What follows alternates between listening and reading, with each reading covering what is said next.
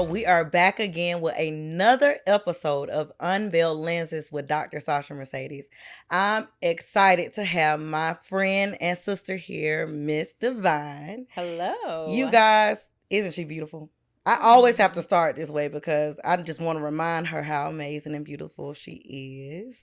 You're so good for the ego. Girl, period. Period. That's what you're supposed to do with your friends. That's true. See, so I want you guys to learn more about her though, because she has a lot of things going on that she's not a person that just boasts about what she's doing. Right. And I don't know why, because you deserve to be celebrated. Mm-hmm. And I want you guys to get to know the person that I know. So today I wanted to first start with some of the things that I know you've done in the past, and then we're going to lead up to some of your amazing new things that's coming out that nobody quite knows about. Okay, perfect. So let's get it. Tell us about your experience. You've been in like the filming industry and things of that sort. Tell us a little bit about some of your monumental moments in the industry. Oh, wow. I would say there's quite a few. I would say the most notable ones would be my appearance on the Oprah Winfrey Network. And recently I have been co-starring in some Country Wayne skits. So, and oddly enough, that's where I'm most recognized from when I go out. Wow. Yeah, you would think being on the Oprah Winfrey Network is such a huge national platform. But yeah, I've been noticed more from being on those Country Wayne skits. So it's been fun. But you know what? I think that, believe it or not, I think that you are able to be a little bit more who you are, probably, and relaxed on the skits. And I think they get to know your true personality. Absolutely, because it's all improv. Yes. There's no script. Yes. So yeah. So people are attracted to that, and that's why you probably get noticed. Right. In addition to social media as well, And it's funny.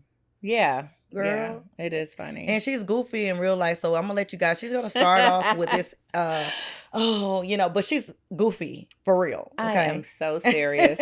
No, not at all. So then you are also a real estate agent. Also, my real estate agent. And I want you guys to hear her. She is in the movie industry, filming industry, real estate agent, and then also something else that she's doing, and she's balancing all these things. How are you able to balance being a full-time real estate agent and pretty much full-time in the industry? I would say because I'm doing what I love, so it's easier. It doesn't seem like work to me. You know what I mean? If you're able to take your hobby and take doing things that you love and channel it and focus on getting paid on it, it doesn't seem like work, and it makes like it's not like a work-life balance. It's more of just balancing life in general. So I'm just doing what I love, so it makes it a lot easier. I love that you said that you're doing what you love. That's a challenge for a lot of people. It is. And I'm just curious to know, what would you say to someone that would love to be in a space where they can work and do something that they're passionate about, but they're scared because, a lot of times they want to have structure or they want things to look a certain way, meaning I got to keep this 9 to 5 because I know at least I have this coming in and I can cover my bills. What can you say to a person that's scared to step out there? I would say, of course, get rid of the fear. Get rid of the fear. Do a lot of research and figure out how, because there's always a way of monetizing on doing what you love. There's always a way. You just have to figure it out. And I wouldn't recommend anyone quitting their day job and quitting their guaranteed income and stepping out on faith. But I would recommend people stepping out on faith and building a business plan and building up clientele or building their business on what they love doing and establishing processes and operating procedures on how to be successful, and then gradually move into it full time. But I think where a lot of people go wrong is that, I'm going to step out on faith. And it's typically blind faith. And they step out on faith without a plan in motion, without a clue on how they're going to be successful, without developing, smart goals on how they're going to execute, and they end up failing. Absolutely. It's so crazy that you say that because I was that person that was afraid. I think all of us are afraid of failure. For sure. But we have to embrace failure. I've been saying that. I feel like I've been saying that all day. We have to embrace failure. And so for a long time, my dad would say, you gotta leave that job. You gotta leave that job because it's holding you back from your business. Because I had my business going, but it could not thrive because I was holding on to comfort. Right. You know, and I do believe that we have to come out of our comfort zone to move ahead sometimes. For sure. And crazy. That's in any space. Because not just in business and relationships and friendships, all those things, you can't get into a zone of comfort where you're not doing the things that are worth you. Exactly. Yeah. Right. So, So, okay. I love that. So, real estate is one of those challenging industries right now. Very. And then here you are, another person in this industry in Atlanta. Oh, my goodness. Because it's like 1,000 real estate agents. Thousands. Girl. Tens and thousands. How in the world do you deal with it? It's got to be challenging. How do you make yourself stand out? I would say, I've been doing it for 20 years. So, I have a lot of people that trust me, refer their friends, their family to me. So I've been doing it for a while. And then, I'm in a place where every other person has a real estate license. There's people that have real estate licenses, but they're not actually practicing real estate. They're like, I'll get my license and it'll be a side hustle. So I think because for one, it's not a side hustle to me. It's my main hustle. Yes. It's my main career. So that in itself, brings credibility to me. In addition to the fact that just my overall knowledge, I'm also a mentor. So I have 8 mentees that I mentor in real estate as well. So I just think overall, just my experience and credibility, and then just being able to use my social media platform and just things that I've done on television and just my overall branding for people. There's people that I meet that know me from social media or television. And, oh, by the way, I'm a real estate agent. Oh, well, I have a relative that's looking for a house. So I can leverage different aspects of what I do in my brand to bring business to the real estate. I love that. I love that because you wouldn't think that you would go to, watch a Country Wayne skit and say, oh, that's who I want as my real estate agent. Well, the crazy thing about that is that I play a real estate agent on the skits. So that's how I actually got on the skits. Wow. They were looking for a real estate agent to do a transaction just for one skit. And it ended up evolving into, be a reoccurring role. So because I was playing a real estate agent, I was kind of named, Devine the realtor. Oh, they also had my yard sign in the scene. Oh, so you were branding all through. Yes, which gets, around 800,000 views at a time. So, of course, I ended up with a couple of hundred calls from independent individuals not looking for a house. They're just calling, is this your real number? But there were, mixed in between there, a couple of people that was actually inquiring about real estate too. So that is crazy. It is crazy. It was crazy when it happened. But it's so unique though. Yes, exactly. And that's what they tell you about branding. You have to do something that makes you unique to the people's eye. Right. Absolutely. That is so crazy. I didn't. Yeah. So, just you guys, she's my friend, but I did not know that's how it got started because I've seen some of the skits, but I guess I didn't see the first skit. Right. Now, the downside is that I play, an unscrupulous, unethical realtor. You know what I mean? And there was a little bit of conflict because a lot, people look at it and they think it's real at times. They get heavily invested in the character that you're playing. And because we use our real names and our real careers, it can, the lines can kind of get crossed. So, I was tasked with just, clearing my name and my reputation a lot as well. But then because my character evolved more outside of just being a real estate agent, I was able to differentiate myself from, okay, this is the type of real estate agent that I actually am, but just kind of transition it into this is a character that I'm playing. Oh, wow. Yeah. I mean, that's a lot. It is a lot. Yeah. It's a lot. It's good and challenging. I mean, very that's a much lot. so. Yeah. Oh, goodness. But I made it work. I guess I'm not good of an actress. Who knows? I'm pretty sure you are. Right. I'm pretty sure you are. Yeah. I think you are. So how do you balance your emotional health? Because I'm sitting here and I'm trying to process it, and I'm not processing. I'm not processing it. I'm a therapist, y'all, and I'm not processing. That's a lot. Yes. So how do you deal with your emotional health? How do you balance it?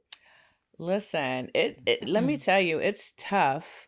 When you say deal with my emotional health, you mean from more so the feedback? The feedback, the balance of trying to, like you said, you had to basically rebuild your reputation at times. Right. And then honestly, sometimes people will have like with the reputation thing, they will look at you and have an assumption about you and things like, so how do you do? That's a lot. Right.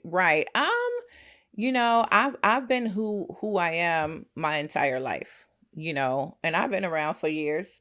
I may look young, but I'm old.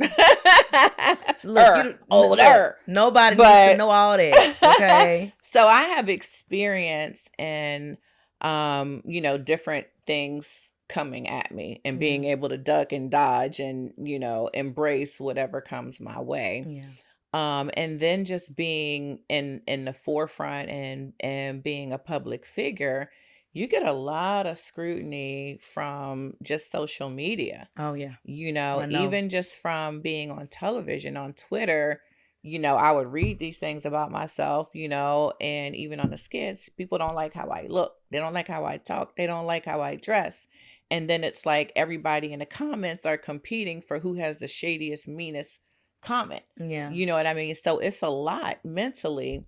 But again, I was kind of used to that because like you said, there's people that will judge me based on how I look and come up with an assumption on how I am. So those are things that I had to deal and recognize, how to deal and cope with it in real life. Yeah. So to directly answer your question, how do I balance that? How do I handle it? Is just, having a strong sense of who I am. Yeah. And understanding that sometimes a lot of people project their insecurities, based on what's in front of them.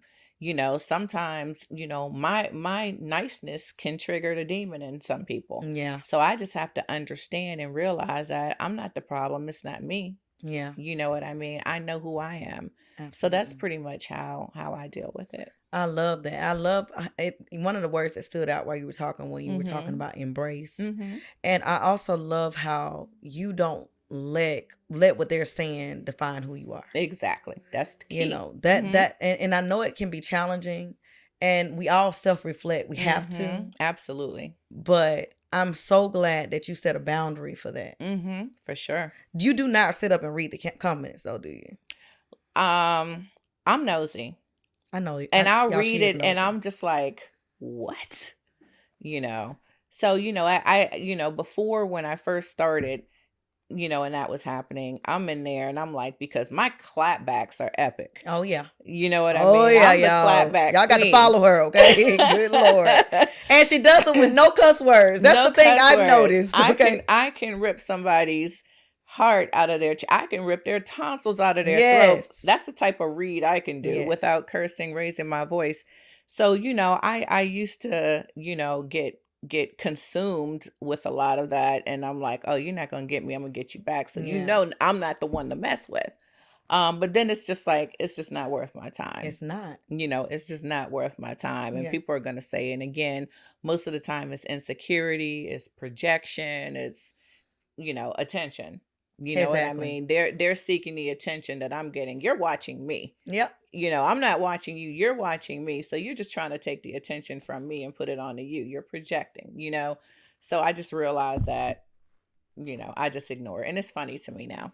I'm so glad that you've gotten to a point where you realize that you don't have to put energy into it. Correct. Because you're not stopping here. You're a big deal. You're going to keep growing. And so the more you grow, it's going to be a lot of that. Right. It's going to be some positive and it's going to be some people coming to you with negative.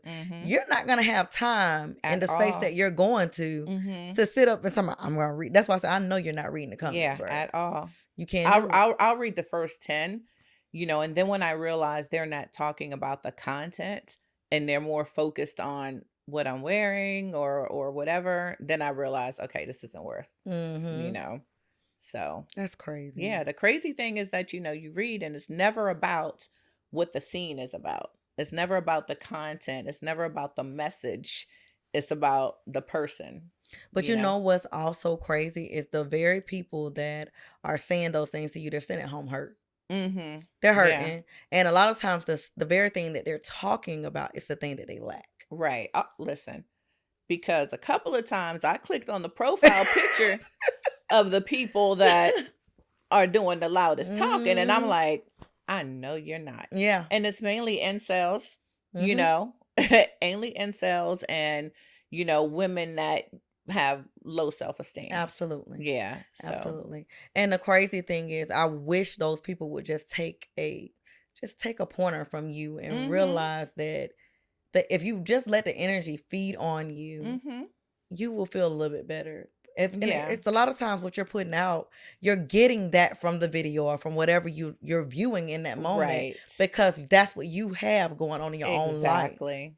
So it's showing up for you. So true. We were doing some interviews this week of some ladies, and one of the ladies that was doing the interviewing, when the first person came on at first, they were like, I don't know if I can, they weren't feeling, the energy was off. Wow. But after they heard the person, you heard me? Heard, listened, they realized we have more in common than what I realized. Right. We have to stop doing that to each other. We have to really start getting to know people before we just start bashing them. Absolutely. For the outer surface of things that we don't know how golden it is on the inside. Tell me about it. Because if I had $1, literally $1 for everyone that has told me, you know what? I thought you would be bougie. I thought you would be stuck up. I thought you were this. I thought you were that. And you're actually cool. You're actually crazy. You're actually funny. If I had $1, I could buy a Toyota Corolla. Literally, like seriously. Yeah.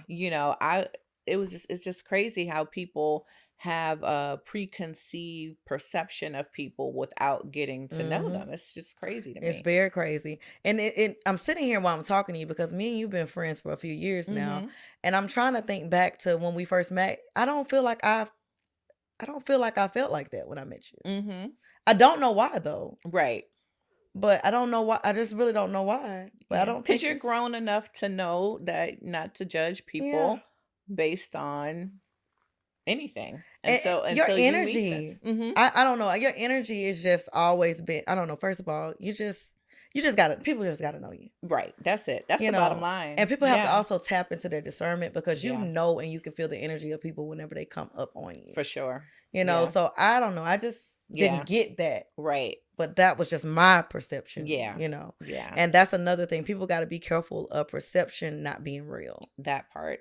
Because perception a lot of times I'm going to say that again. Perception is irrational a lot of times. The first thing you see is not real. Ever. Right. When you look at a grape and you put it in your mouth, you're looking at like, ooh, that grape is good, but it may be bitter. True. That's right. Your first perception is never good. You can go and sit in a restaurant and you're like, oh, it's so cute in here, but the service can be bad. Oh yeah, for sure. So we have to be mindful of what we're doing. We have to really sit down and just get to know situations and environments and ourselves and our discernment and listen to it. Exactly. So you guys, I don't play about my friends, so y'all leave her alone in the comments now, okay? All right? Because I can clap back too. That's right. It was so funny because my friends were in the comments like barking and they're like, girl, I'm tired. I can't. And I'm just like, leave those people alone. Yeah. Because it's just not worth it. Not at all. And they're going through whatever they're going through and they're trying to process it. Right. And eventually one day they'll realize that what they're doing is a waste of time. Yeah. And it's a project. Like, when you see someone being shady in the comments, click on their profile picture and you'll see that why they're being shady. Yeah. It's that simple. It's so true. You don't see, if you click on those comments, you never see a high value person throwing shade and with mean comments. Exactly. Never. Exactly. And I digress. And you know, the crazy thing is, I'm going to piggyback on what you said about the high value. I truly believe that everybody has some high value, but they don't know they own. That's another thing. Because when you tapping on them, they don't know that they can exhibit whatever they want to exhibit. You better preach on it. So, you know, you're not high value because you're choosing not to select that version of yourself. That's right. That's what it is. Mm-hmm. So I want y'all to know how high value my sis is. You heard film and industry. You heard real estate agent. You heard mentor. Ooh, but now she's a damn big time, finna be world-renowned author, period. Okay? She has a book, and it is called, I'm going to get the title right, sis. You're going to get the title right. Narcissist, the Other N Word. Ooh. Okay? I'm going to say it again. Narcissist, the Other N Word. Sis, where did this title come from? Wow, it's a long story. But basically, the book clearly is about narcissism. And I was having a phone conversation with a friend of mine. I was also a victim of the same particular narcissist. So same person? Same person. Yeah, they're actually a relative. Oh, I was about to say y'all dated the same person? Yeah, no. They're related to the person. Oh, okay. And they were, she was a victim of their narcissism also. Okay. So we're talking and she's going on and she's venting to me about it. And she's like, yeah, that N word. And I won't say it, but yeah, that N word. And I said, girl, he's the other N word, narcissist. Mm-hmm. So then it was just like, she goes, and I said, and she's like, that was so clever. And I was like, yeah, if I ever write a book, I said, let me write this down, because if I ever write a book about it, it's going to be called The Other N Word. Wow. So that's actually how it came about. That is crazy. Yeah. Yep. That is crazy. Mm-hmm. So now you know I'm nosy. You say you nosy, I'm nosy. So if you feel comfortable, just tell me, like, what did you experience with this narcissist? Oh my God, what didn't I experience? Really? What didn't I experience? Everything from being gaslighted, emotional abuse, manipulation, health issues from the stress, you name it. Oh wow. Everything toxic that you can think of. Everything toxic you can think of. You know what's crazy is you said that she was a relative and you were, I'm assuming, dating this person, right? Yes, we were in a relationship. That's relationship. two different types of relationships. Exactly. And you still experience the narcissism. That's kind of, because a lot of times you hear people talk about narcissists, but they mostly talk about it when they're romantically involved. Relationship standpoint. Yeah. A narcissist is going to be a narcissist. Yeah, exactly. A narcissist can be your boss. Yep. You can have a control freak boss. A narcissist can be a parent. A narcissist could be a sibling. A narcissist could be your spouse, your boyfriend, your homegirl, your homeboy. Wow. So the narcissist doesn't, they don't discriminate, pick and choose. Exactly. And it's crazy. Everybody knows I'm a therapist, but I think I just hear people talk, and I know that, but then I hear people talk about it only romantically, right, most of the time. But we have to remember, if we pay attention to the person before we get completely involved, we will see some of those red flags. For sure. And I was watching a reality show the other day. They said the red flag is always going to be red. Oh yeah, it will. It's never pink or fuchsia or yellow. It's going to be bright red. So with you, red as your hair. Period. So now, with you creating this book, did you talk about that experience in the book? So I talk about everything. And what is so amazing about the book is that it is a self-help memoir. Okay. So I talk about all of the stages of narcissism. I talk about the stages of a toxic relationship. So I start off talking about what is a narcissist. where did the word derive from? Because what I want to do is get over the perception of what a narcissist is that has been generated by pop culture. Oh, yeah. Because today everyone's a narcissist. Yeah. It's the N word that's thrown around the most that we Inappropriately hear. used. Absolutely. Yes. So I wanted to make sure at the beginning of my book that I define what a narcissist is. And then throughout the book, I take you through all of the stages of a toxic relationship and what you go through with a narcissist. The love bombing, which is the first stage, the gaslighting, the manipulation, the devaluing that you experience, the triangulation, and then the discarding, getting discarded and then being hoovered back. And then I teach you and I explain how to navigate from all of that to a better place. So the whole entire title of the book is Narcissist the N-Word, from Gaslight to Daylight. Oh. Because I take you from darkness to light, light. and I teach you self-healing, how to love yourself, how to bounce back from the traumatic experiences that you face from being in a toxic relationship with a narcissist as well. Wow. And in doing so, I go into my personal experiences and things that I've encountered. So it is a little bit juicy as well, and a little jaw-dropping as well, because a lot of people that I've told were like, what, you dealt with that? Wow. And I explain how someone of a very strong stature and a very confident posture can also be a victim as well. So it's a very eye-opening book.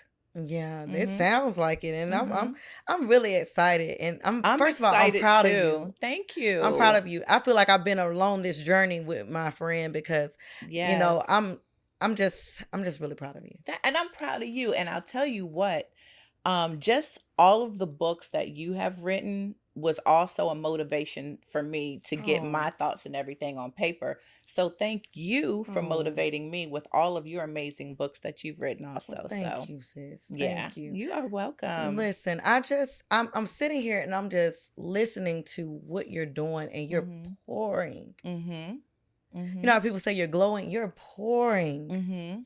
And your pouring is just, I don't know, it's just so beautiful. Thank you. I mean, it really, really is. It is. What you're doing is you're using what you've gone through and you're sharing it. And you're not only just sharing the experience, you are giving knowledge along with it. And that is something that some people don't do in their book. Absolutely.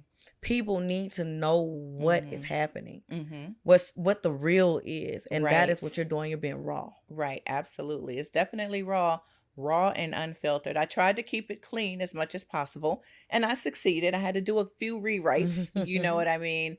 But yeah, it's very raw, and I think it should be raw and transparent so people can understand really what the term means. Because right now, if you piss someone off, oh, he's a narcissist. If someone says something you don't like, he's a narcissist. That's not necessarily it. Narcissist stands for narcissistic personality disorder. It's a cluster B personality. It's on the spectrum. It's a real issue. Absolutely. It's not just a term, and people have reduced it to a term.